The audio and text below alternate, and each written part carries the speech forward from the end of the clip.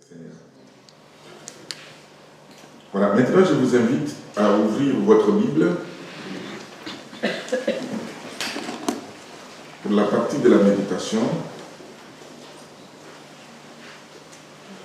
J'ai à cœur de continuer la suite du message qu'on avait introduit il y a un moment.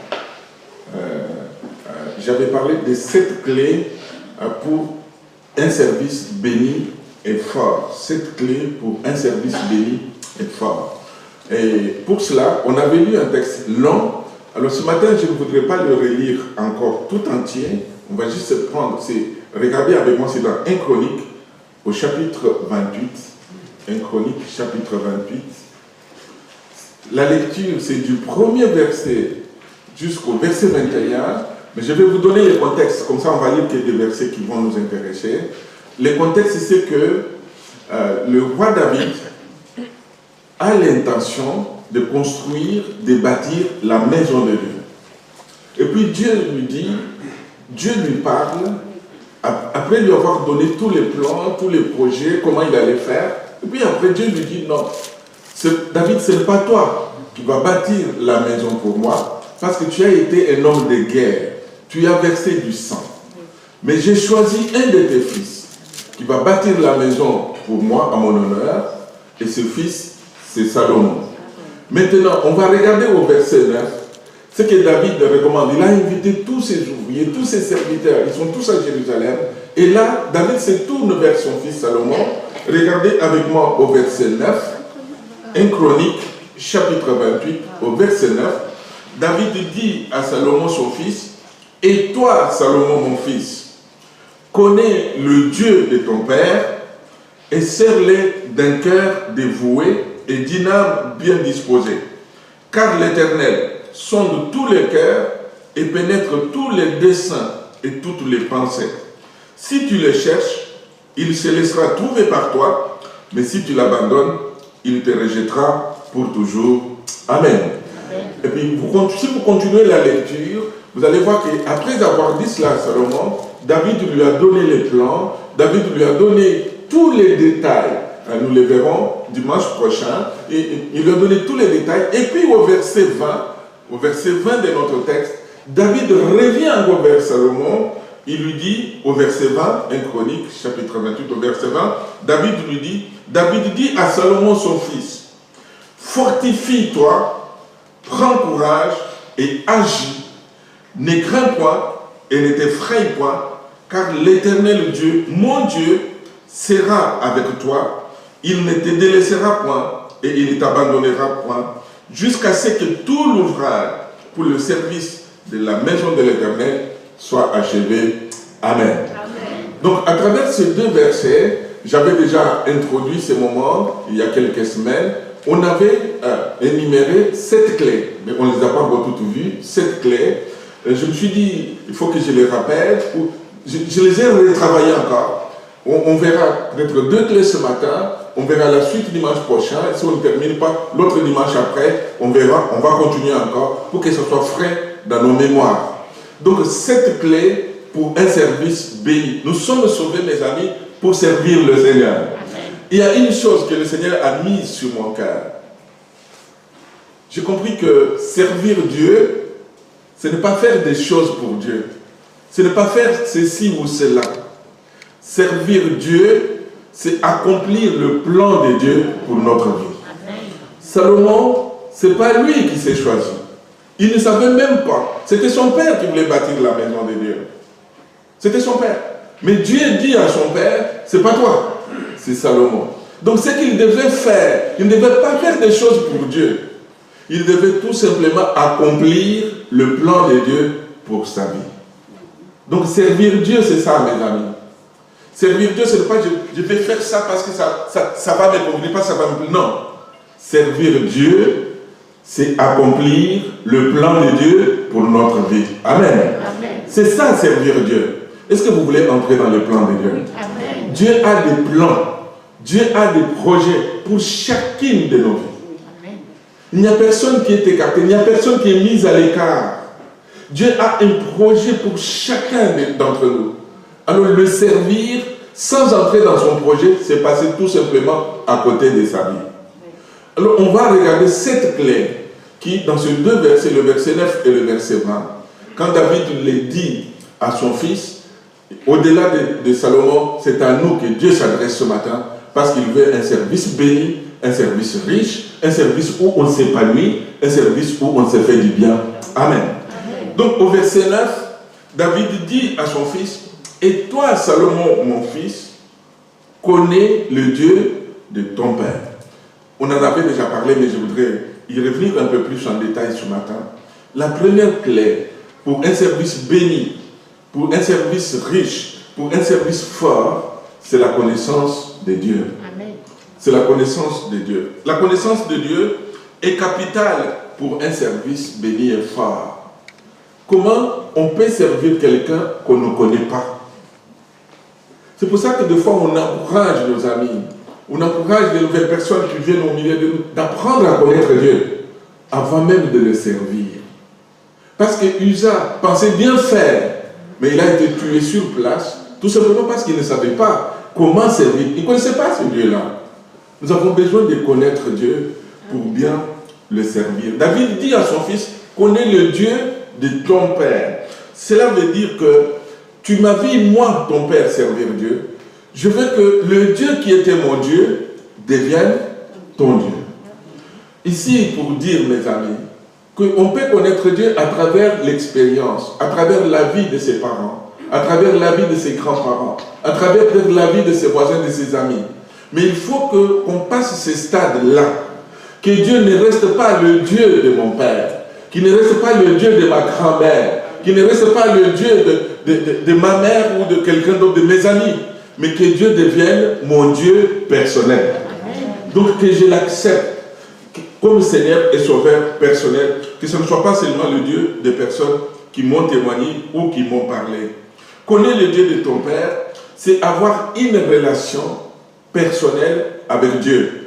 David avait une relation personnelle avec Dieu et il voulait que son fils Salomon ait aussi la même relation avec Dieu. Je me suis demandé, mais est-ce que dans ma relation avec Dieu, est-ce que je donne le goût, est-ce que je donne l'appétit, est-ce que je donne envie à ceux qui vivent avec moi de se dire, mais je voudrais vraiment avoir la même relation comme mon père, comme mon pasteur, comme mon ami, comme telle personne qui m'a parlé de Dieu. Est-ce que je donne envie?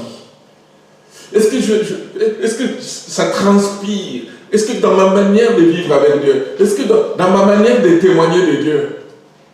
Vous savez que des fois, il y a des manières bizarres de témoigner de Dieu. Attention, si tu ne fais pas ça, tu vas aller tout droit en enfer. Et souvent, les personnes en face nous ont dit, je préfère aller en enfer. C'est vrai la chose qu'on a dite, mais notre manière de la dire, ça ne passe pas. Ça ne passe pas.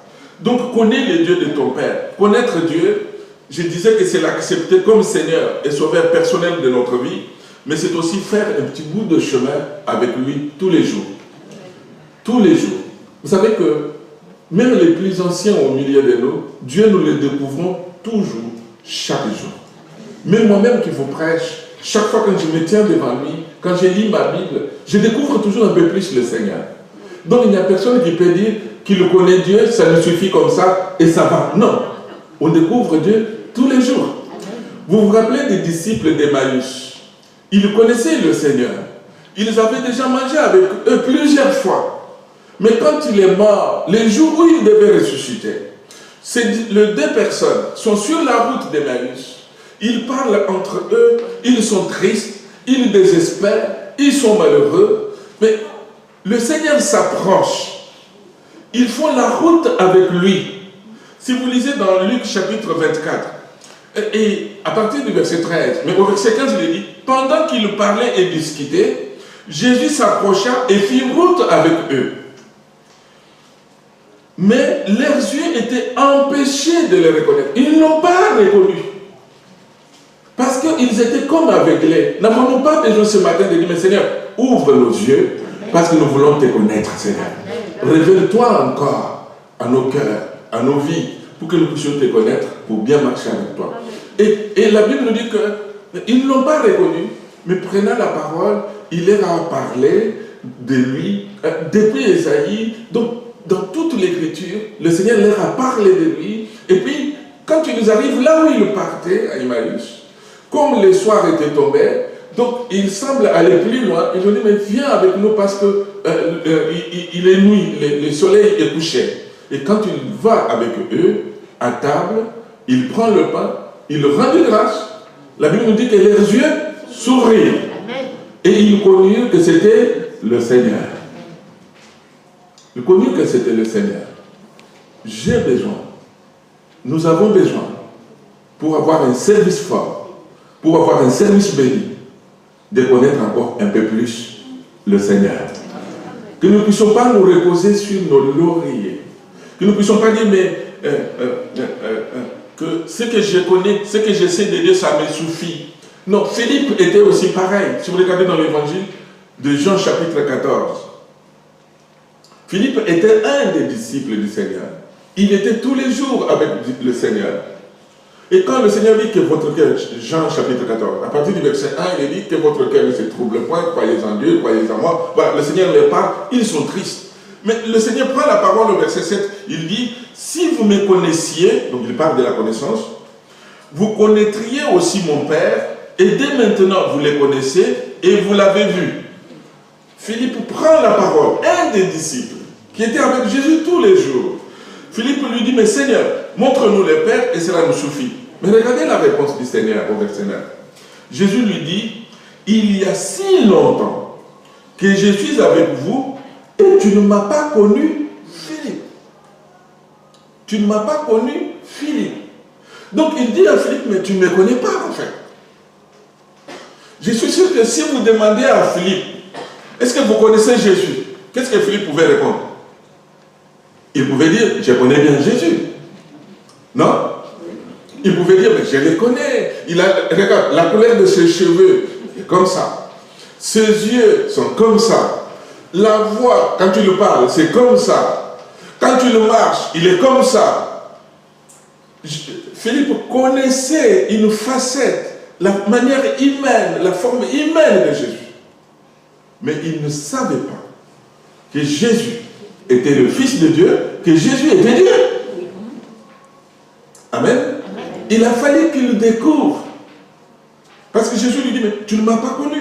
Celui qui me voit le Père. Tu ne m'as pas connu, Philippe.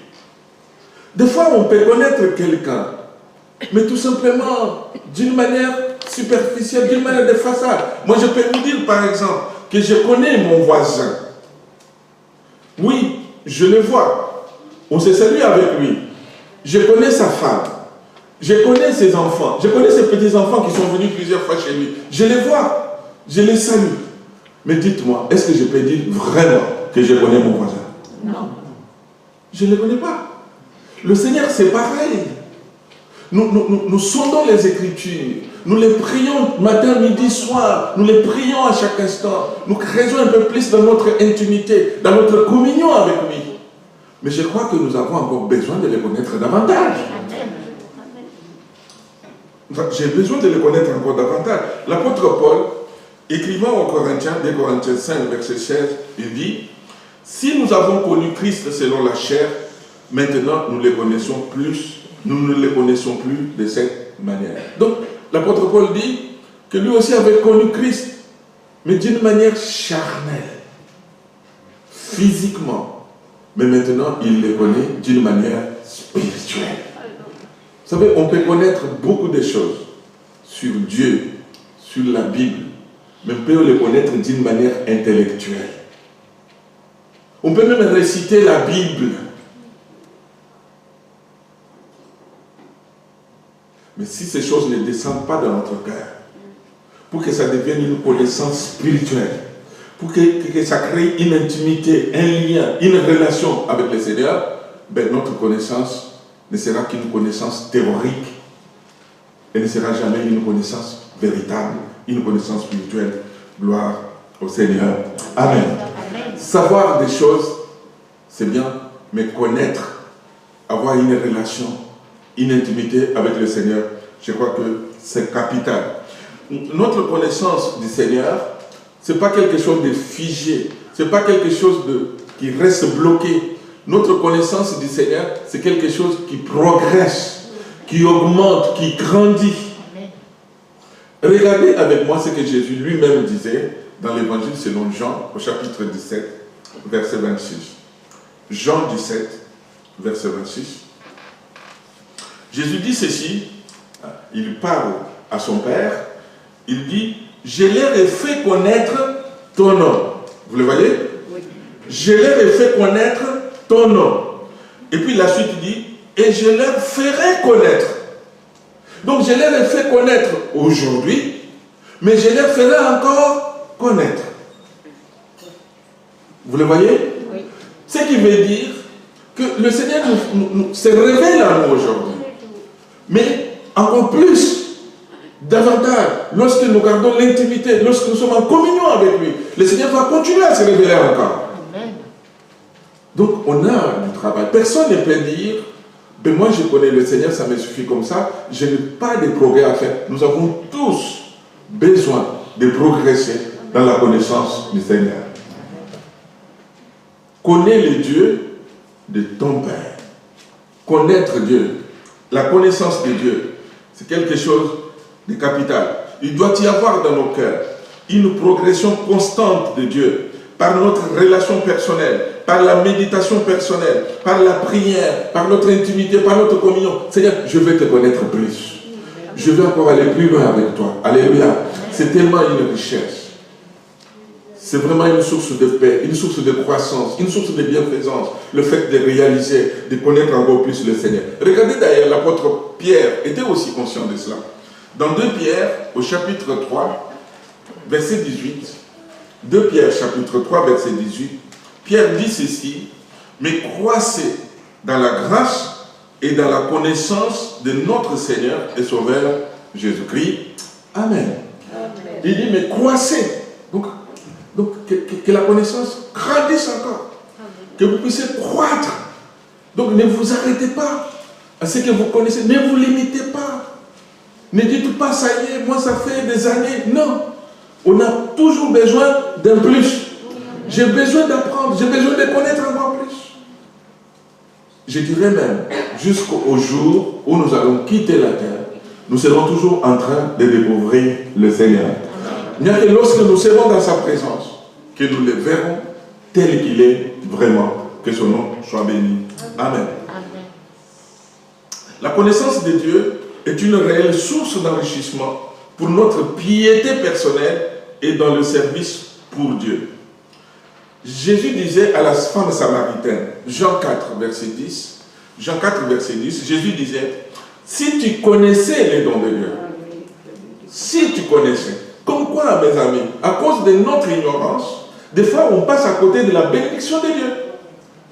Il lui dit, si tu connaissais les dons de Dieu, et qui est celui qui te dit, donne à boire, tu lui aurais toi-même demandé à boire, et il t'aurait donné de l'eau vive. Amen. Si tu connaissais, tu lui aurais toi-même demandé. Est-ce que nous connaissons vraiment le Seigneur? Est-ce que nous savons les plans, les projets qu'il a pour nous? Est-ce que nous savons les bénédictions qu'il a à notre égard? Si nous les connaissions, si tu connaissais, tu aurais toi-même demandé et le Seigneur t'aurait donné. Notre Dieu n'est-il pas celui qui donne? Oui, amen. Combien de fois des enfants de Dieu se plaignent, se lamentent, parlent, mais au lieu de s'approcher de Dieu, au lieu de crier à Dieu, au lieu de demander à Dieu, mais ils ne le font pas parce qu'ils ne savent pas. Si tu connaissais, oh Samaritain, si tu connaissais, toi-même, tu lui aurais demandé et il t'aurait donné. Connaître Dieu pour pouvoir lui demander et avoir l'assurance qu'il va me donner. Il va me donner. C'est tellement important, la connaissance de Dieu, que Jésus priait dans Jean 17, verset 3, et il prie pour ses disciples, il prie pour le monde, il prie pour nous l'Église. Au 17, 3, il dit, pour qu'ils te connaissent, toi le seul vrai Dieu, et c'est lui que tu as envoyé, Jésus-Christ. Des fois, il y a des personnes qui restent bloquées sur ce qu'on leur a parlé de Dieu. sur l'opinion des autres. Et des fois, il y a des personnes qui rejettent Jésus. Ils font l'amalgame. Ils confondent la religion et le Seigneur. Alors, non, la religion ne m'en parle pas. Mais moi, je ne vous parle pas d'une religion. Je vous parle d'une relation, d'un sauveur qui peut sauver votre âme, qui peut vous pardonner de tout votre péché et enlever tout votre passé, vous réconcilier avec Dieu le Père. C'est pour ça que nous avons besoin que les gens connaissent le Seigneur. Amen. Même s'ils ne connaissent pas notre Église, qu'importe. Que les gens connaissent le Seigneur. Vous savez, ce qui va les sauver, ce n'est pas notre Église. Ce qui va les sauver, c'est le Seigneur Jésus. Nous ne sommes qu'un canal pour enseigner, pour éclairer, pour témoigner. Bien sûr, en tant que pasteur, vous allez me dire, c'est quel pasteur là qui ne veut pas que les gens viennent? Si, j'aime bien quand les gens viennent. Rassurez-vous. Mais ce n'est pas parce que les gens viennent qu'ils soient sauvés, mais ils sont sauvés parce qu'ils ont rencontré le Seigneur dans leur cœur et dans leur vie. Et c'est ça la différence d'ailleurs avec nos églises. Parce que nous montrons celui qui sauve. Celui qui sauve, ce n'est pas moi. Celui qui sauve, ce n'est pas vous. Ce n'est pas notre association. Ce n'est pas notre église. Celui qui sauve, c'est le Seigneur Jésus. C'est le Seigneur. Alors il faut que les gens les connaissent. Ne vous arrêtez pas, ne vous bloquez pas sur les opinions, sur ce que les autres racontent. Mais approchez-vous du Seigneur. Ne vous arrêtez pas tout simplement à la louange, à l'atmosphère spirituelle ce matin. Ne vous arrêtez même pas à la parole que je sors. Mais arrêtez-vous, tournez vos regards vers le Seigneur. C'est lui et lui seul qui est capable de sauver votre âme. C'est le Seigneur Jésus. Ayez une relation personnelle avec lui. Ayez une intimité, une communion. Qu'il ne soit pas seulement le Dieu quand vous êtes présent à l'église, mais qu'il soit votre Dieu chez vous à la maison. Qu'il soit Dieu quand vous êtes dans le bus, quand vous êtes dans la voiture, quand vous êtes dans l'avion, quand vous êtes dans le sous-marin. Qu'il continue à être votre Dieu. Qu'il soit votre Dieu quand vous êtes en France, mais aussi quand vous êtes en Belgique. J'ai oublié de le dire tout à l'heure. Qu'il continue à être votre Dieu. Amen. Amen. C'est Job qui disait, j'ai pris Job 42, verset 5, j'ai pris français courant. Job dit ceci, en français courant, je ne savais de toi que ce qu'on m'avait dit. Je ne savais de toi que ce qu'on m'avait dit. Mais maintenant, c'est de mes yeux que je t'ai vu. Parce que Job a touché, Job a palpé, Job a expérimenté. Ce n'était pas ce qu'on lui avait dit, mais c'est ce que lui-même a vécu avec Dieu. Vous savez, quand il y a une véritable rencontre, ça change tout. Ça change tout. Ça change tout. Samuel avait commis l'erreur de commencer. Avait commis l'erreur. C'est sa mère qui l'a déposé et il a commencé à servir Dieu sans le connaître. Dieu l'a appelé à 3 reprises. Il n'a pas reconnu la voix de Dieu. Tout simplement parce qu'il ne le connaissait pas. Il a fallu que son maître de stage, son formateur, le sacrificateur Élie lui dise, maintenant quand on va t'appeler, dis, parle l'Éternel, ton serviteur écoute. Et quand il lui l'a fait, Dieu lui a parlé, Dieu lui a révélé des choses, que le nom du Seigneur soit béni. Est-ce que nous voulons prier ce matin pour que Dieu se révèle encore? Pour que nous puissions vraiment accéder à Dieu, avoir la connaissance de Dieu. Non pas une connaissance tout simplement théorique, mais une connaissance spirituelle, une connaissance vraie, une connaissance profonde. Gloire au Seigneur. La deuxième clé, je vais m'arrêter à la deuxième, et puis on continuera le dimanche prochain. Le verset 9 de notre texte du départ, 1 Chronique chapitre 28, verset 9. Et toi, Salomon, mon fils, connais le Dieu de ton père. On a parlé de la connaissance de Dieu. Et puis, deuxième clé, il lui dit, sers-le d'un cœur dévoué. Sers-le d'un cœur dévoué. Je disais dans mon introduction que servir Dieu, ce n'est pas accomplir des choses. Je vais faire ceci, je vais faire cela pour Dieu. Non. Servir Dieu, mes amis, c'est accomplir le plan de Dieu pour notre vie. Alors, comment est-ce que nous devons le servir? Comment doivent être les dispositions de notre cœur? Il nous dit, sers-le d'un cœur dévoué. Sers-le d'un cœur. D'abord le cœur. On sert Dieu avec notre cœur. Avant que le corps suive, avant que les bras, les pieds aillent à gauche, à droite pour faire des choses, d'abord c'est notre cœur. Vous avez remarqué, mes amis, que l'expérience chrétienne, c'est d'abord une affaire de cœur. C'est d'abord une affaire de cœur. Ça commence par une usure de cœur vivement touchée. Et puis ensuite, si tu crois de tout ton cœur, cela est possible.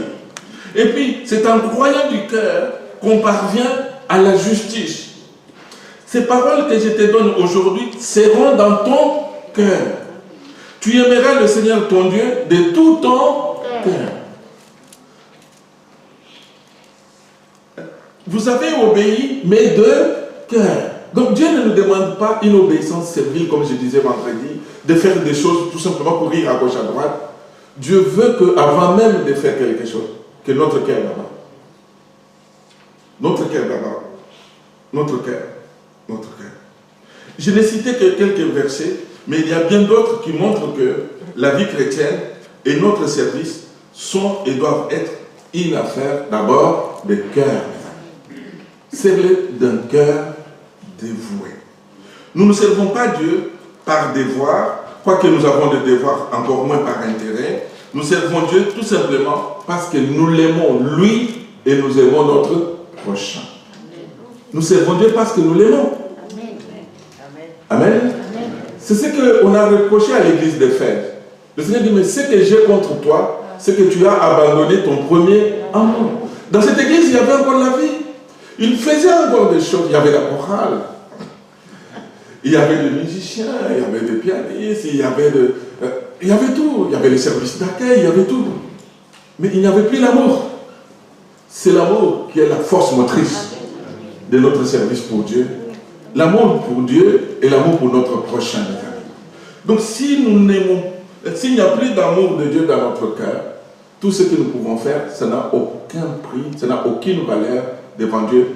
Dieu veut, Dieu aime que notre cœur d'abord et le reste après, que son nom soit béni. Alléluia. Donc le texte nous dit, serre-le d'un cœur dévoué. Un cœur dévoué. Une personne dévouée est une personne qui consacre tous ses efforts à servir quelqu'un pour lui être agréable. J'en parlais vendredi. Pour lui être agréable. On peut servir Dieu d'une manière superficielle. On peut servir Dieu des fois pour se faire plaisir. Oui, je sers parce qu'il faut être là.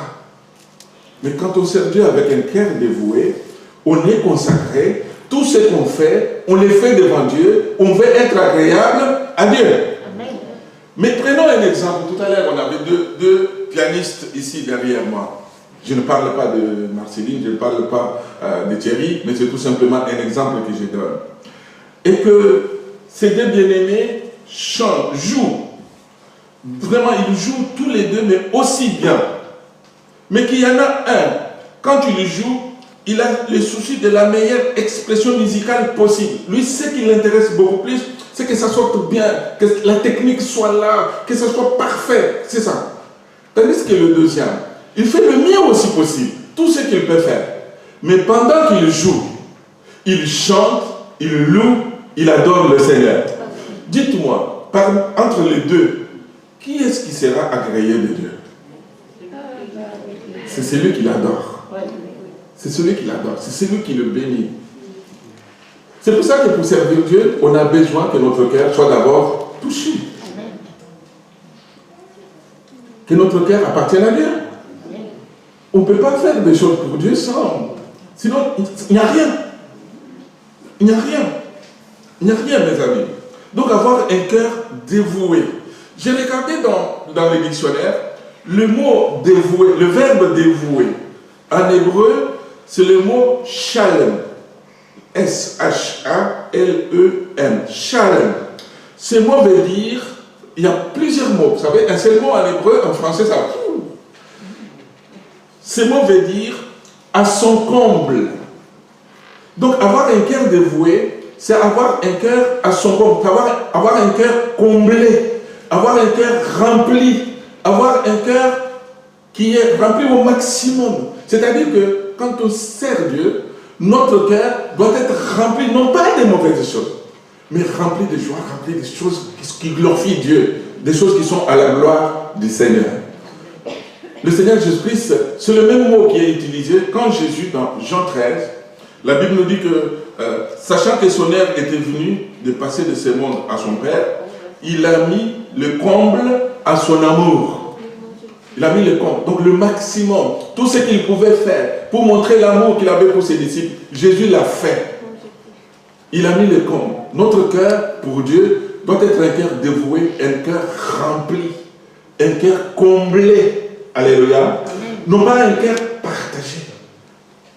Un cœur comblé. Ce mot veut aussi dire, bien sûr, à son comble, mais veut aussi dire paisible, chaleur.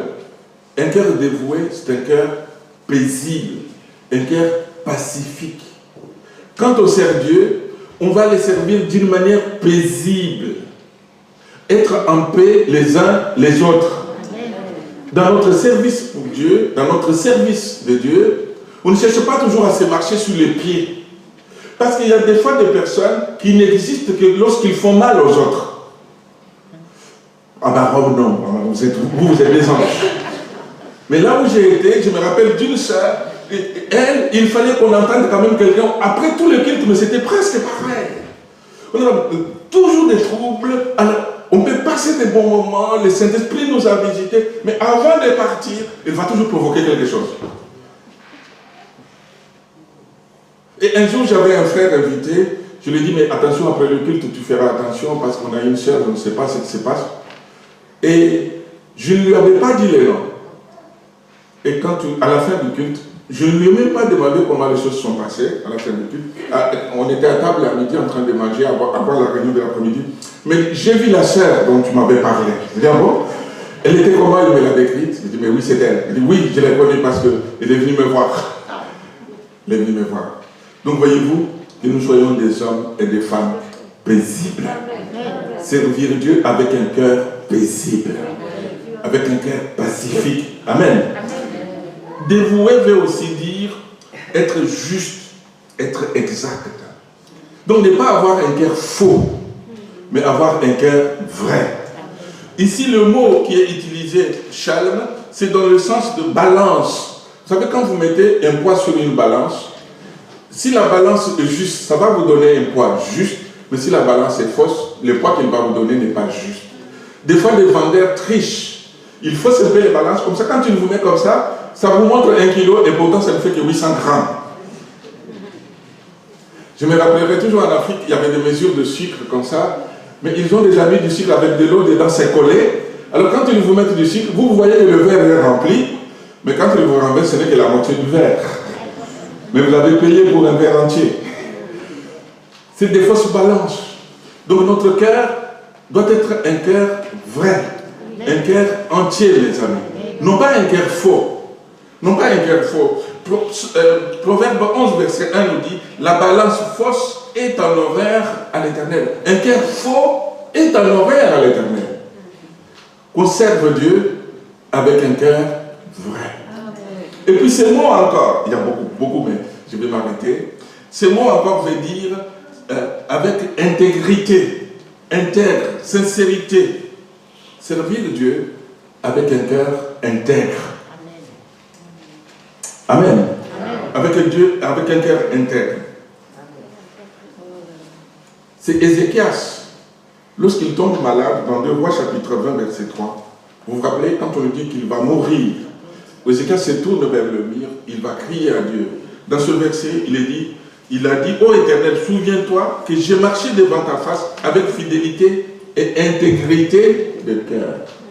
Donc, un cœur intègre, un cœur sincère, un cœur dévoué.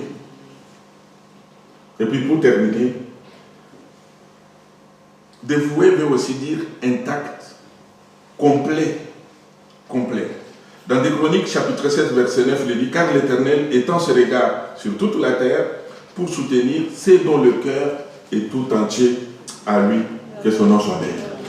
Donc mes amis, voyez-vous, si nous voulons un service béni, si nous voulons une église bénie, nous avons tous ensemble besoin premièrement de connaître Dieu, mais d'une manière personnelle, contact personnel, et puis deuxièmement de les servir avec un cœur dévoué. Amen. et un cœur dévoué, on vient de le voir, beaucoup de mots, beaucoup de choses. C'est un cœur intact, c'est un cœur entier, c'est un cœur sincère, c'est un cœur vrai, c'est un cœur qui n'est pas faux. Donc c'est ce cœur-là dont le Seigneur attend pour que nous puissions le servir à la gloire de son nom.